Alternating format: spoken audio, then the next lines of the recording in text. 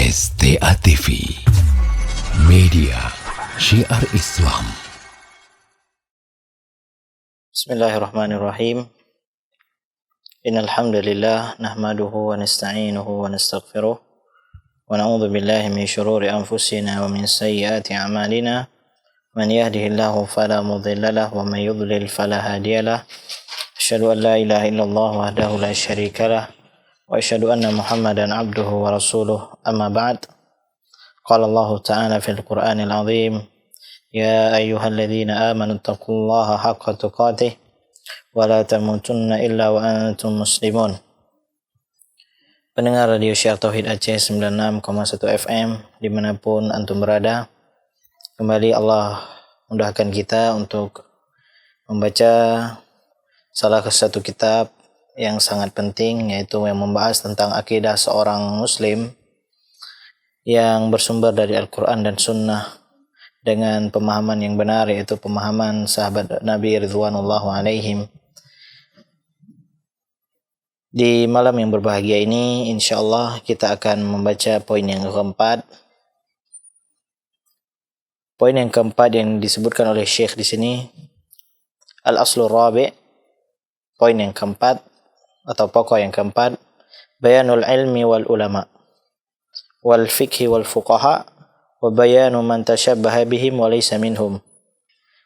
Penjelasan tentang ilmu agama, apa itu ilmu dan siapa itu para ulama, dan membahas tentang fikih dan para fuqaha, yaitu ahlu fikih.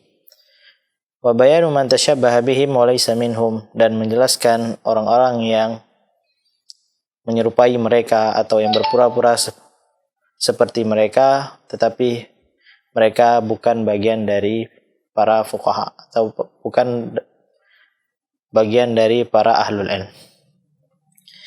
Ini sangat penting jamaah kaum muslimin yang dirahmati Allah Subhanahu wa taala. Penjelasan tentang ilmu, ya. Dan siapa itu orang-orang yang berilmu.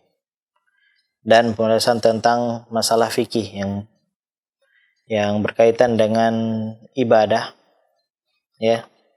Dan siapa itu orang-orang ahli fikih. Dan orang-orang yang menyerupai mereka, orang-orang yang berpura-pura sebagai orang-orang yang berilmu, tetapi mereka bukan bagian dari orang yang berilmu. Ilmu yang diinginkan di sini adalah ilmu agama. Seluruh hadis ataupun ayat yang menyebutkan keutamaan ilmu itu adalah ilmu agama. Baginda Nabi SAW bersabda, man yuridillahu bihi khairan yufaqihu fid din. Barang siapa yang Allah inginkan kebaikan untuknya, maka Allah akan fahamkan dia tentang ilmu agamanya. Ya, apabila Allah Subhanahu wa taala menginginkan kebaikan untuk kita, Allah akan pahamkan kita terhadap ilmu agama. Jadi apabila kita tidak mau menuntut ilmu agama, tidak mau mempelajari agama Allah Subhanahu wa taala, ini adalah tanda bahwasanya Allah tidak menginginkan kebaikan untuk kita. Na'udzubillahi min dzalik. Kita berlindung terhadap perkara tersebut. Ya. Sebagian orang menganggap ilmu agama ini hal yang sepele, hal yang tidak penting. Banyak orang-orang yang mungkin dari sisi ilmu dunianya dia orang-orang yang cerdas, tetapi dia tidak paham tentang ilmu agamanya.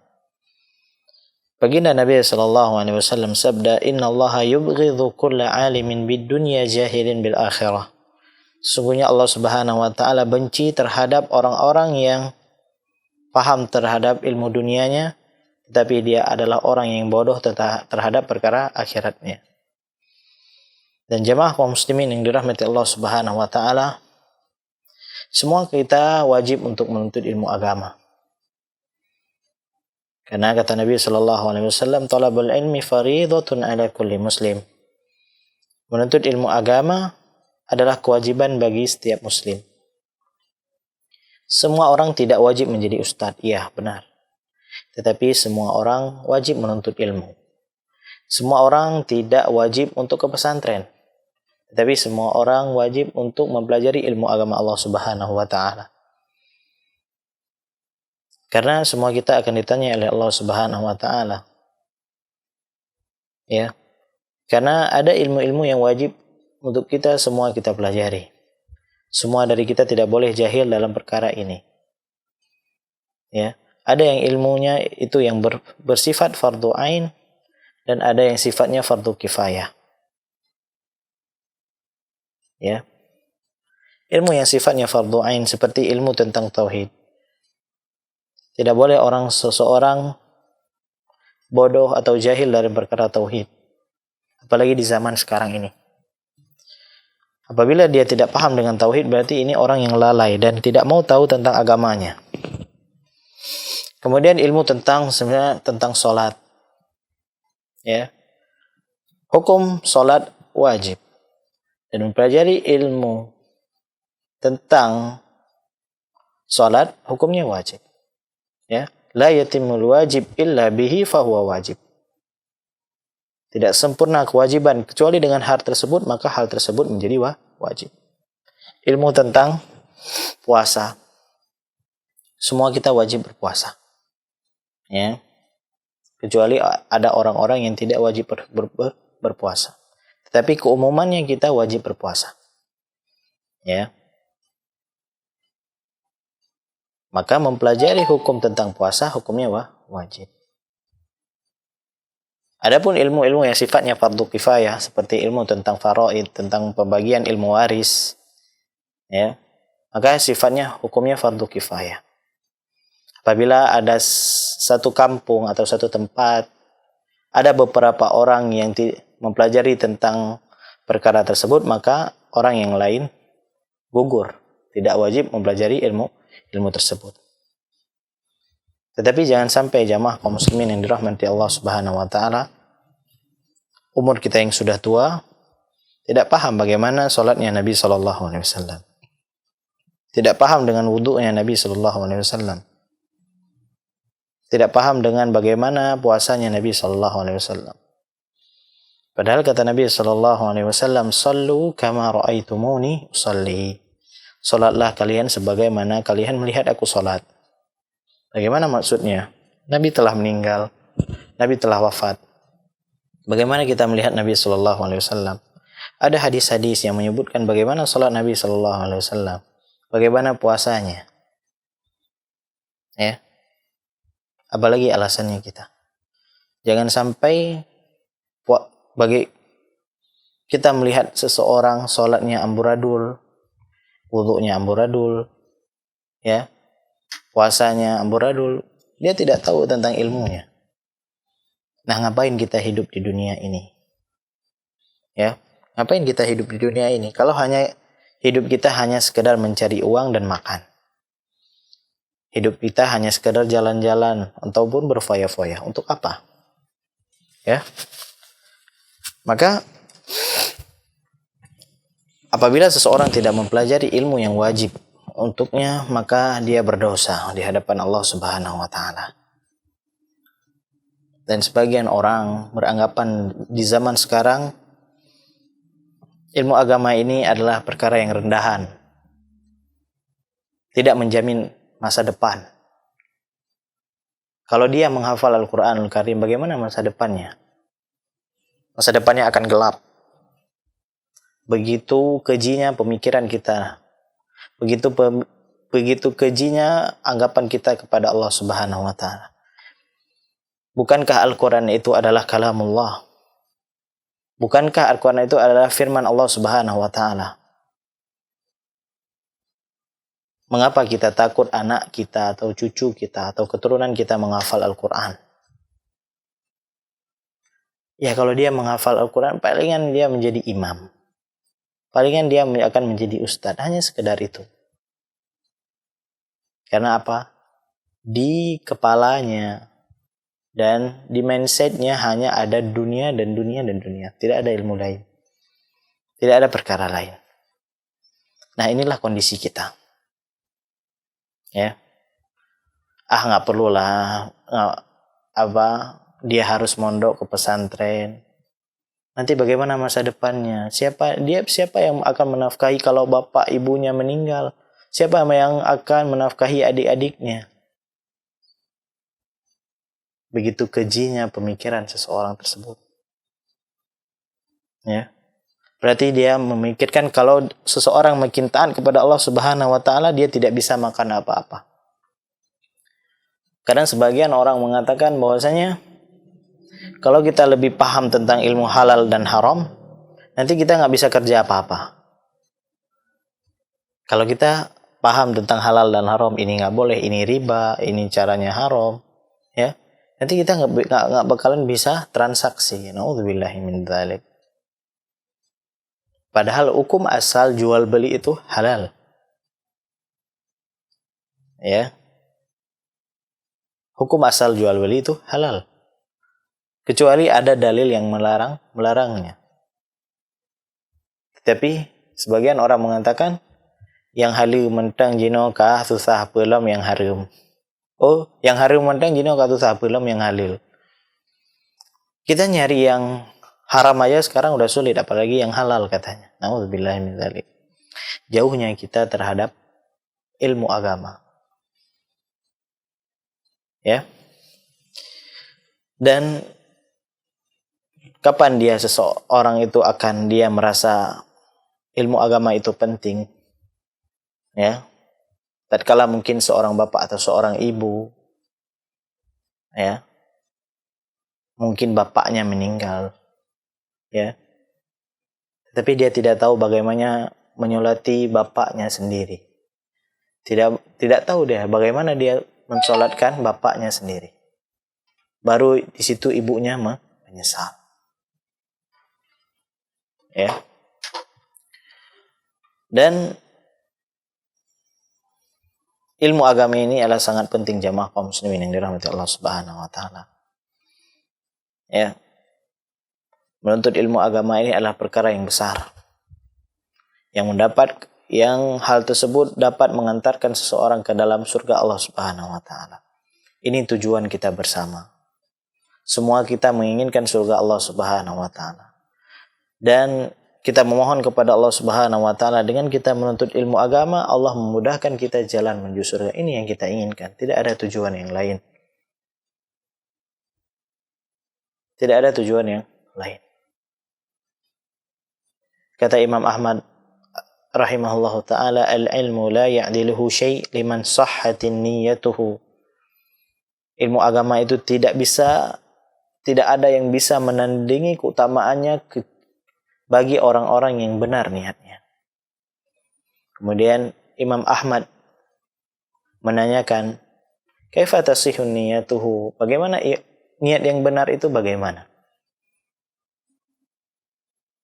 Ya.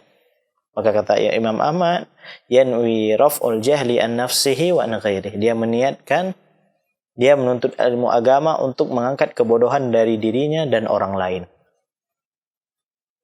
Menjadi orang yang bermanfaat untuk orang lain. Baginda Nabi SAW juga bersabda, khairun nas anfa'uhum linnas. Sebaik-baik manusia adalah orang yang paling bermanfaat untuk orang lain. Ya. Dan tidak ada kemanfaatan yang lebih besar selain ilmu agama. Walaupun dia hanya bisa mengajarkan Iqra. Walaupun dia hanya bisa mengajarkan tahsin, ini adalah suatu kebaikan. Khairun nas anfa'uhum linnas. Sebaik-baik manusia adalah yang paling bermanfaat untuk orang lain. Bagaimana tidak? Dia mengajarkan Al-Fatihah saja. Dia hanya mengajarkan Al-Fatihah untuk anak kecil. Maka begitu besar pahalanya. Ya, begitu besar pahalanya. Yang Al-Fatihah tersebut akan diulang-ulang oleh anak tersebut dalam sholatnya, dalam sholat sunnahnya, dalam sholat wajibnya. Dia akan memanen pahala demi pahala bagi orang yang benar niatnya. Setiap dia membaca Al-Quranul Karim, dia akan mendapat pahala. Karena tidak ada ilmu yang lain lebih bermanfaat selain ilmu agama.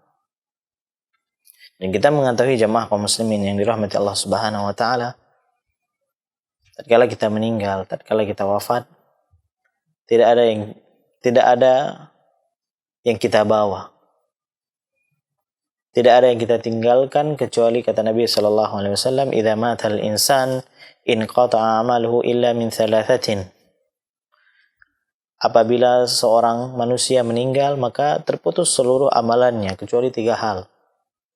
Shadaqatin jariyah, sedekah jariyah, au ilmin yantafa'u bih, atau ilmu yang bermanfaat. Ilmu yang bermanfaat. Ya. Dia mengajarkan Iqra, walaupun di hadapan manusia, di mata manusia ini orang yang rendahan. Cuma ngajar Iqra, siapa yang nggak bisa sih? Siapa yang nggak bisa ngajar Iqra? Saya juga bisa. Ya. Au ilmin yantafa'u bih aw waladin salihin yad'u lah. Ya.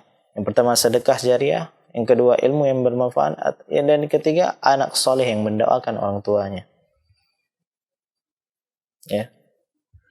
Karena kan pada hari kiamat jamaah kaum muslimin yang dirahmati Allah Subhanahu wa taala, ada orang-orang tua yang takjub pada hari kiamat. Tatkala dipaparkan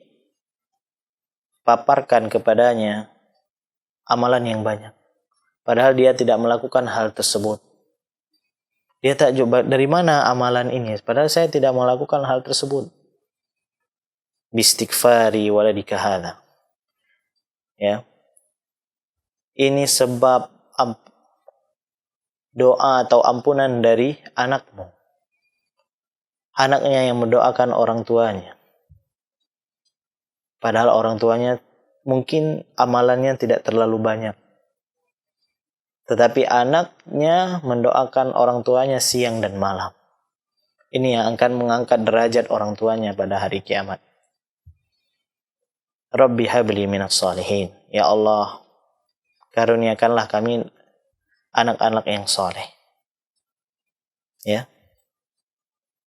Sebagian orang tua lebih bangga kalau anaknya hebat dalam sisi dunianya. Dia bangga memperkenalkan ke orang lain. Anak saya sudah profesor, sudah doktor. Ya, bangga dia. Silahkan Anda berbangga. Silahkan Anda berbangga terhadap orang lain. Tetapi tanyakan kepada anak tersebut, atau lihat kepada anak tersebut, apakah dia bisa membaca Al-Quranul Karim? Apakah dia sholatnya sudah benar? Apakah dia pernah mendoakan orang tuanya? Ini yang perlu kita banggakan. A'udzubillahi min dzalik. Mungkin dari sisi dunia dia S1, S2 atau S3. Dia orang yang hebat dalam sisi dunianya. Tetapi dia tidak mengenal Rabb-nya. Dia tidak kenal dengan Allah Subhanahu wa taala. Dia tidak kenal dengan Rasulullah sallallahu alaihi wasallam. Untuk apa? Baginda Nabi sallallahu alaihi wasallam sabda, "La tazulu qadama 'abdin yaumal qiyamah hatta yus'ala an arba'." Tidak beranjak kaki seorang hamba pada hari kiamat sampai dia ditanya tentang 4 perkara. An umrihi fima afna, tentang umurnya, kemana dia habiskan. Kemana dia habiskan umurnya? Hanya untuk mencari dunia atau mencari akhirat? Hanya untuk mengejar dunia atau mengejar akhirat? Kita ini layaknya musafir jamaah kaum muslimin. Kita hanya singgah di sini. Kita hanya singgah sebentar di dunia ini. Karena tempat kita yang abadi adalah kampung akhirat. Baginda Nabi sallallahu alaihi wasallam bersabda, "Kun fid dunya ka'annaka gharib." Tinggallah di dunia seakan-akan kamu adalah orang yang asing. Namanya orang asing, namanya seseorang orang asing. Kalau dia pergi ke suatu tempat, dia hanya menyelesaikan kebutuhannya, kemudian dia balik ke tempatnya. Inilah seorang musafir. Inilah hakikatnya kita. Kita semuanya musafir. Karena tempat kita yang kekal adalah akhirat. La tazulu qadama 'abdin yaumal qiyamah hatta yus'ala an arba'. Tidak beranjak kaki seorang hamba pada hari kiamat sampai dia ditanya tentang 4 perkara, tentang ilmunya, tentang umurnya, kemana dia habiskan. Wa an syababihi fima ablah, tentang masa mudanya, kemana dia habiskan. Kemana dia habiskan masa mudanya. Ini teguran untuk kita semuanya, para pemuda, para pemudi. Kemana kamu habiskan umur mudamu? Apa berpindah dari satu tempat tongkrongan ke tempat tongkrongan yang lainnya? Dari satu warung kopi ke warung kopi lainnya? Hanya sekedar itu? Umur muda akan ditanya oleh Allah Subhanahu wa Ta'ala. Ya. Dan keutamaan anak muda ini sangat besar, kata Nabi sallallahu alaihi wasallam. Pemuda-pemuda yang taat kepada Allah Subhanahu wa Ta'ala akan Allah beri naungan pada hari kiamat. Kata Nabi sallallahu alaihi wasallam, sab'atun yudhilluhumullahu ta'ala fi dhillihi yawma la dhilla illa dhilluh. Ada 7 golongan yang dimana 7 golongan tersebut akan Allah naungi mereka. Allah akan tolong mereka. Yang dimana pada hari tersebut tidak ada naungan selain naungan Allah Subhanahu wa Ta'ala. Di antaranya adalah syabun nasya'a fi ibadatillah. Adalah para pemuda yang di masa mudanya telah taat kepada Allah Subhanahu wa Ta'ala. Ya. Kalau orang tua taat itu mungkin sudah wajar. Kebanyakan orang tua sudah ingat, ini saya sudah mau mati. Ya. Tetapi kalau ada anak muda di masa mudanya telah taat, itu spesial. Itu orang-orang yang dipilih oleh Allah Subhanahu wa Ta'ala. Jangan seseorang beralasan, saya masih muda. Mumpung masih muda, ya saya manfaatkan masa muda saya. Begitu banyak orang yang meninggal di masa mudanya. Teman-teman kita, saudara-saudara kita. Di umur 20-an dia telah meninggal. Harusnya kita bisa mengambil pelajaran dari hal tersebut. Na'udzubillahi min dzalik, dia belum sempat bertobat kepada Allah Subhanahu wa Ta'ala. Ya. Ada masih anak muda masih mungkin memakai narkoba, ganja, sabu ataupun yang selainnya. Mabuk. Ya, inilah tabiatnya para pemuda. Tetapi apabila seorang pemuda itu taat kepada Allah Subhanahu wa Ta'ala, ini adalah pemuda yang spesial. Pemuda yang dipilih oleh Allah Subhanahu wa Ta'ala, dan Allah Subhanahu wa Ta'ala akan menaungi pemuda atau pemudi tersebut selama dia di masa mudanya telah taat kepada Allah Subhanahu wa Ta'ala. Maka saya nasihatkan teman-teman saya yang masih mungkin mabuk, masih melakukan hal-hal yang diharamkan oleh Allah Subhanahu wa Ta'ala, maka kita sama-sama bertaubat kepada Allah Subhanahu wa Ta'ala. Kemudian yang ketiga, kata Nabi sallallahu alaihi wasallam, hal yang akan ditanya oleh Allah Subhanahu wa Ta'ala tentang hartanya. Dari mana dia ambil? Dari mana harta tersebut dia ambil? Ya. Harta tersebut apakah diperoleh dengan cara yang halal atau cara yang haram?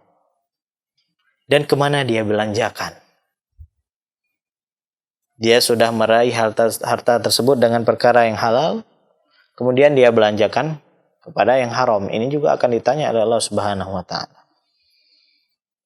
Ya, dia sudah capek-capek kerja dengan keringatnya, dengan tenaganya, tetapi uang hasil kerjanya dia gunakan untuk rokok. Ya. Dia malah menghancurkan tubuhnya. Jamaah kaum muslimin yang dirahmati Allah Subhanahu wa Ta'ala, tubuh kita ini milik Allah Subhanahu wa Ta'ala. Mata kita, hidung kita, mulut kita, semua organ tubuh kita milik Allah Subhanahu wa Ta'ala. Jangan kita merusaknya. Ya. Jangan kita merusaknya. Baginda Nabi SAW bersabda, la dharara wa la dhirar. Jangan kamu merusak diri kamu dirimu sendiri dan orang lain. Dan merokok merusak dirimu dan orang lain, merusak Anda dan orang lain, merusak orang-orang sekitar Anda, merusak anak Anda, merusak istri Anda, merusak orang-orang yang Anda sayang. Bagaimana dia bisa menyayangi orang lain sementara dia tidak menyayangi dirinya sendiri? Dan yang terakhir kata Nabi SAW, an ilmihi fi maf'al, tentang ilmunya. Apakah dia beramal dengan ilmu tersebut ataupun tidak. Kemudian penjelasan tentang fikih dan para ahlul fikih. Namanya fikih ini berkaitan tentang ibadah. Kalau kita berbicara tentang fikih ini masih kita berbicara tentang khilaf. Tentang khilaf, ini khilaf. Tetapi jangan perkara tersebut kita mencari hal khilaf yang sesuai dengan hawa nafsu kita. Apabila kita berselisih atau khilaf dalam suatu perkara, maka kita kembalikan kepada dalil. Allah Subhanahu wa taala berfirman, "Fa in tanaza'tum fi syai'in farudduhu ila Allah wa Rasul." Apabila kalian berselisih dalam suatu perkara, maka kembalikan kepada Allah dan Rasul-Nya. Ya. Masalah fikih kita boleh bertoleransi. Masalah fikih kita boleh harus berlapang dada. Ya. Jangan sampai jumlah rakaat tarawih menjadi perselisihan kita. Gara-gara jumlah sholat tarawih membuat kita berselisih ataupun berpecah. Padahal ini perkara yang wasi'. Ya, perkara yang harusnya seseorang berlapang dada. Mau Anda bersolat 23 rakaat silakan. Anda mau sholat 11 rakaat silakan. Ya. Maka ini perkara fikih. Ya. Tetapi kita jangan ikutan. Kita hanya harus kita tahu tentang hal tersebut, ilmu tentang tersebut. Jamaah kaum muslimin yang dirahmati Allah Subhanahu wa taala, makin dalam seseorang ilmunya, makin mudah dia menerima pendapat orang lain. Ya. Makin dalam ilmu seseorang, dia akan tahu ini tempatnya, ini khilaf. Ini kita boleh berpendapat. Tetapi jangan yang perkaranya sudah ijma, kita mencari pendapat-pendapat yang mudah. Misalnya haramnya musik, ijma para ulama.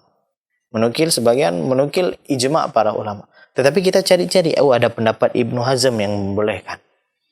Ada pendapat ulama Mesir yang membolehkan. Padahal ayat Al-Quran dan hadis Nabi SAW jelas mengharamkan perkara tersebut. Ya. Dan letak perselisihan kita jamaah kaum muslimin kebanyakannya itu dalam perkara akidah.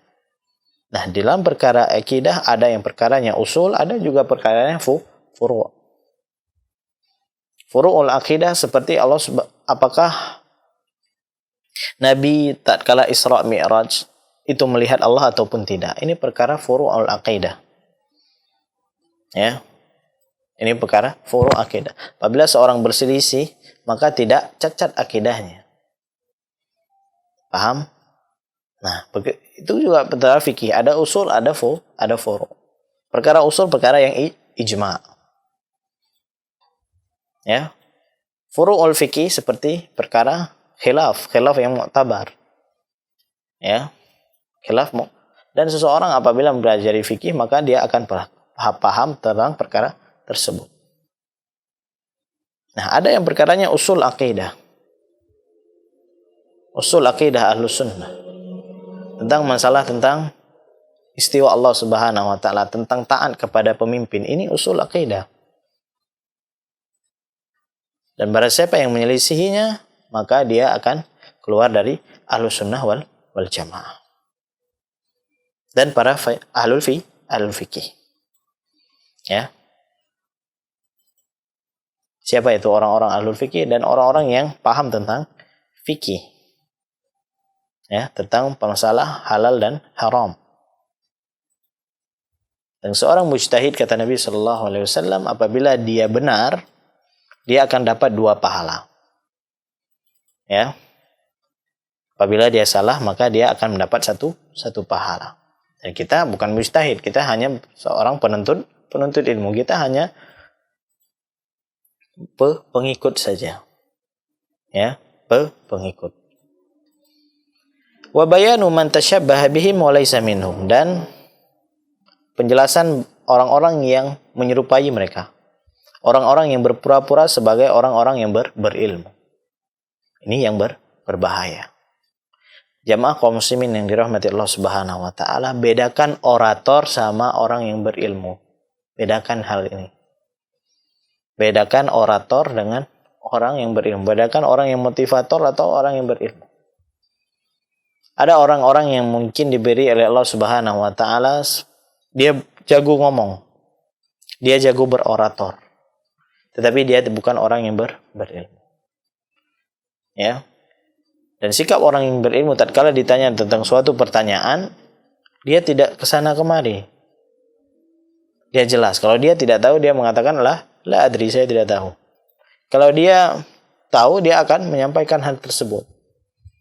Ya, yang halal dia akan mengatakan ini halal, ini haram. Ya. Dan bedakan jamaah kaum muslimin orang yang ahlul ibadah dan orang ahlul ilm. Ini penting. Ini sangat penting.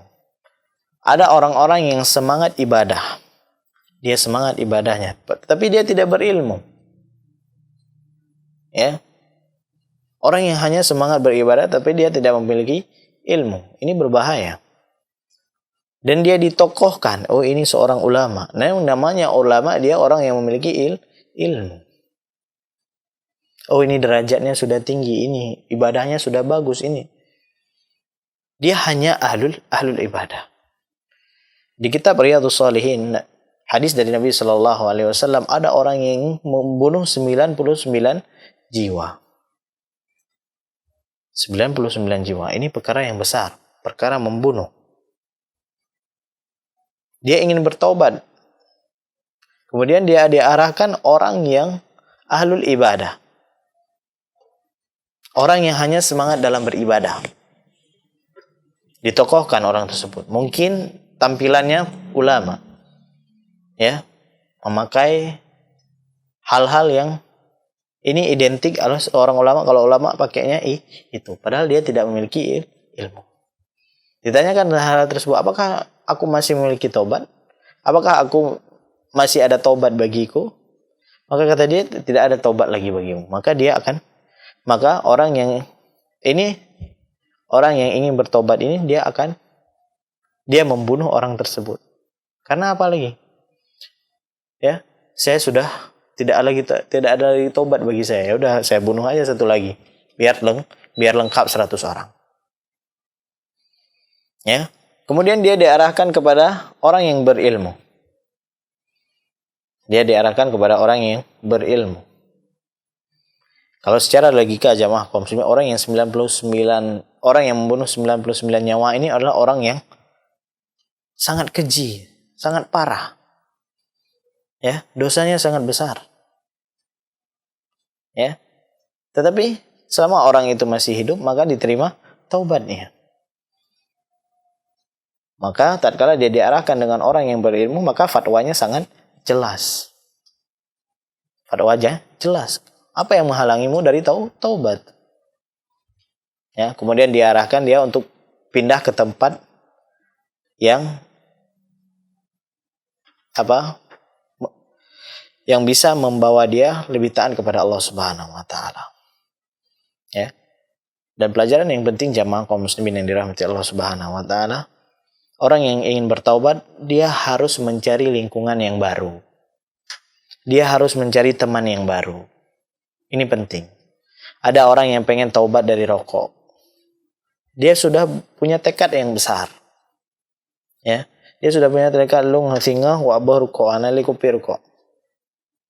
Tetapi teman mainnya masih perokok. Masih suka nongkrong di warung kopi. Ya sudah, dia akan terjerumus lagi. Ya, karena teman itu sangat berpengaruh baik atau buruknya seseorang. Ya, kalau dia pengen taubat dari suatu dosa, maka dia pilih teman-teman yang baik. Pilih teman-teman yang tidak merokok. Ya. Dia pasti tidak ada lagi melihat asap rokok. Ya udah, dia berarti nggak pengen lagi rokok. Nggak pernah lagi lihat asap rokok. Lihat asapnya aja nggak pernah lagi. Berarti dia, insya Allah dia tidak akan pengen tentang hal tersebut. Nah, ini penting. Mencari teman yang baik ini sangat penting. Karena kata Nabi SAW, baginda Nabi SAW bersabda, "Al-mar'u ma'adini khalili. Falyanzur ahadukum man yukhalil." Agama seseorang itu tergantung temannya. Ya, maka perhatikanlah kepada siapa kalian berteman. Dengan siapa kalian berteman? Karena as-sahib sahib. Karena teman ini menyeret. Kata para ulama. Ya, as-sahib sahib. Teman itu menyeret. Imma ilal jannah wa imma ilal nar. Dia bisa menyeret ke dalam surga dan bisa dia menyeret ke dalam neraka. Ya. Kalau orang pengen tahu bagaimana sifat seseorang, bagaimana akhlak seseorang, lihat aja temannya. Siapa temannya? Siapa teman duduknya? Ya, dan namanya teman itu terbagi dua. Ada teman dekat, ada yang teman hanya sekedar kenal. Nah, kita cari siapa teman kita yang baik. Ya. Yang bisa mengingatkan kita kepada Allah Subhanahu wa taala. Yang bisa menegur kita tatkala kita salah. Ini teman yang baik. Bukan teman yang di depan baik, di belakangnya menusuk. Teman-teman yang memiliki dua wajah. Bermuka dua. Oh ya, bukan wajah dua, bermuka dua maksudnya. Yang bermuka dua. Yang kata Nabi SAW, ya, kalau bersama ini dia memakai wajah ini, dan kalau bersama orang lain dia memakai wajah lain. Di depan kita dia puji-puji.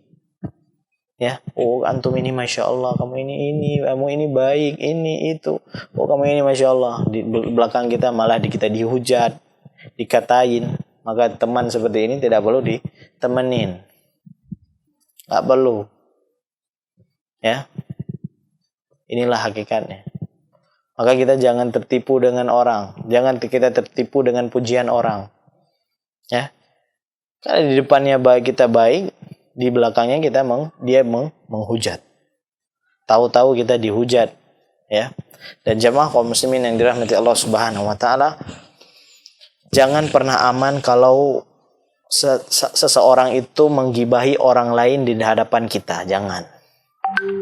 Kita punya teman nih, kalau depan kita ngomong sama dia hujat orang lain.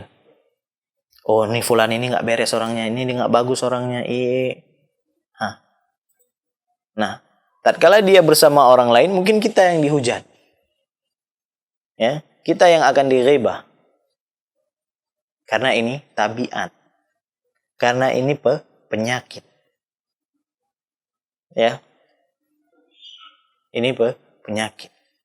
Di depan kita, mukanya manis, ya, senyum baik, ya. Kalau di belakang kita ditendang, ya, diinjak-injak, ya, inilah orang-orang yang bermuka dua, bukan berwajah dua, ya, bermuka dua. Na'udzubillahi min dzalik. Ya, jangan sampai kita menjadi orang yang bermuka dua.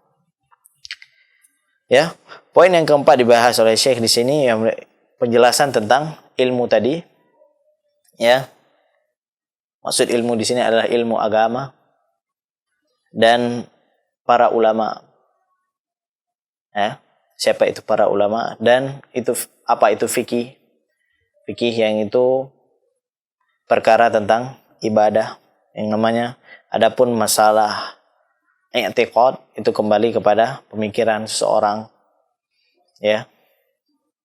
Wal fuqaha wa bayanu man tasyabbaha bihim, dan yang menjelaskan siapa yang berpura-pura seperti ahlul ilmi tadi tetapi dia bukan dari kalangan ahlul ilm. Ini yang berbahaya, ya. Orang-orang yang berbicara tentang agama tetapi dia tidak memiliki ilmu. Mengingat waktu telah larut malam, kita akhirkan pengajian kita pada malam yang berbahagia ini. Kita lanjutkan di minggu depan insya-Allah. Semoga kajian pada malam yang berbahagia ini memberikan manfaat untuk saya pribadi dan pendengar sekalian, pendengar Radio Syiar Tauhid Aceh 96,1 FM dan Radio As-Sunnah Takengon dan juga Radio Al-Kans Langsa. Semoga apa yang kita kaji beberapa menit yang lalu memberikan manfaat untuk saya pribadi dan pendengar sekalian. Kita akhiri pengajian pada malam yang berbahagia ini dengan doa kafaratul majlis. Subhanaka Allahumma wa bihamdika asyhadu an la ilaha illa anta astaghfiruka wa atubu ilaik. Wassalamualaikum warahmatullahi wabarakatuh.